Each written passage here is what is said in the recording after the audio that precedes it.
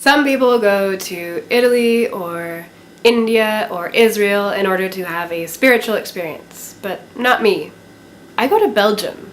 And I'm not talking about the so-called spiritual experience you can have when you eat really good chocolate or really good fries, although some of that definitely did happen in Belgium. I'm talking about that feeling of connectedness that you get with the universe when you go to the Machu Picchus or the Meccas of the world. That sense that you get that you understand on some level why it is we're here. That's what I found in Liège. These two people are responsible for bringing me to Belgium.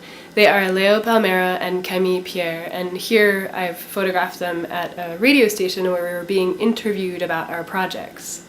Leo is a scientist and Camille is a theater artist, and together they have produced a performance piece called La nature contre nature, tout contre. And in this performance piece, which is basically a very unlectury kind of lecture, Camille plays Josie, who is a scientist who is interested in sharing with the audience the true diversity of natural behaviors, showing us how animals truly are in the natural world, not constrained by our traditional notions of gender and sex. And the performance piece is stunning. Camille does such a good job. He sings about the animals, he has Josie sing about the animals. He embodies the animals with his physicality. I mean, it's just so beautifully done. Leo and Camille received a grant to help keep on making science more accessible to everybody, and as part of that grant, they made prints of my crime against nature work.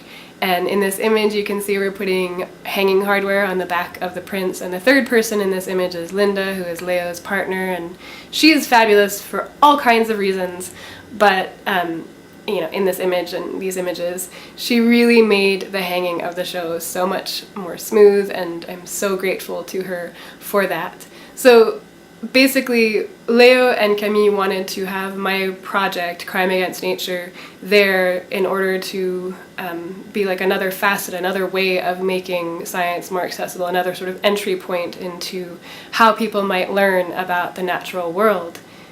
And it's through the grant that allowed them to make these prints that also they were able to fly me out for the opening, and so I got to see their performance piece, and then I got to meet a bunch of people, and it was so much fun.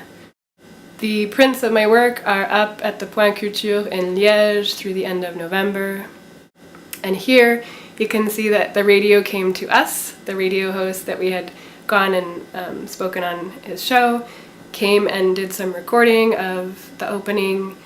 Antonio, who is Leo's brother, was at the opening. He had helped them with the illustrations in their book, and he is just so great. I don't even know what he was saying, but this is me reacting to something that he was saying.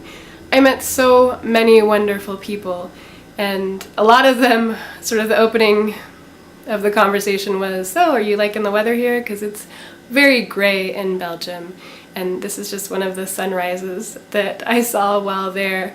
And you know what? I love that gray. It reminds me of the Pacific Northwest, where I spent over 20 years. So it was one of those funny things of like feeling like you're going home a little bit. Part of that feeling of going home, of course, was that my friend, who I originally met in Oregon, but who lives in Paris now, came to visit me. She spent way too many hours on a train just to spend a few hours with me, and it was lovely. When I talk about a spiritual experience, I think it's really not so much about the place. It's not about Belgium so much as it is about the people. It's about Claire coming to visit me. It's about the people that I met while there, and it's about that feeling of knowing who your tribe is. When I was younger, I thought, well, artists must be my tribe, right? I'm an artist, therefore it follows naturally that anywhere I go, I should be able to find sort of a community that gets me, because artists should get each other. And to some degree that is true, and I do love the artistic community, but a lot of times I feel alienated from other artists because I don't believe in copyright, and a lot of them are so pro-copyright, and so it makes me feel separated from the artistic community. Later, because of that, I decided, well, my tribe must be the free culture people, the people who question copyright. It only makes sense, right?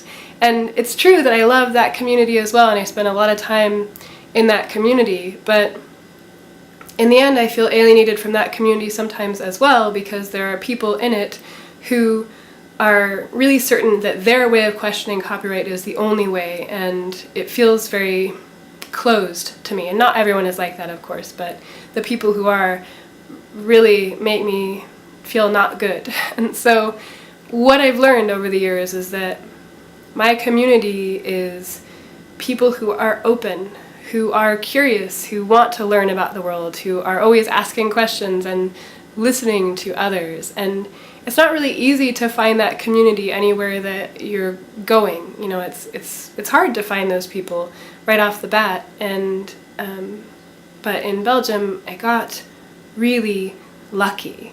I met, Leo and Camille first, and then everybody who surrounds them. They've really done a good job, I think, of finding wonderful people. And they say, oh, it's just Liège. Liège is like that. And maybe it's true. I don't know.